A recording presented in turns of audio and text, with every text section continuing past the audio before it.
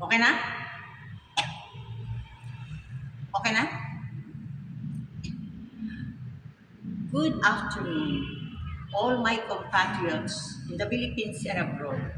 Today is September 11, 2024, my 8th day Novena Mass, Holy Mass, for the September 13, 2024 birthday of His Excellency President Ferdinand Romualdez Marcos Jr. Today I am here, September 11, 2024, birth anniversary of Ferdinand Edralin Marcos.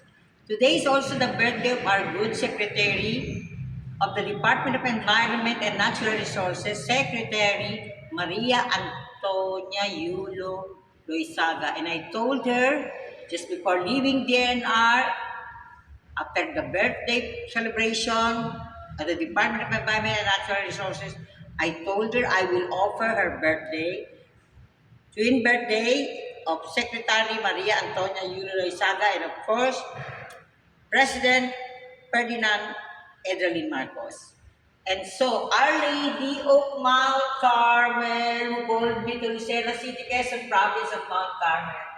Today, I bring to you my Thanksgiving tribute for your call to Reverend Father Ronald Bacari to be the parish priest here.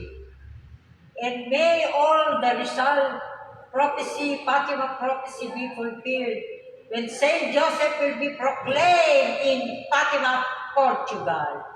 Our Lady of Mount Carmel, Rizal prophecy, Fatima prophecy.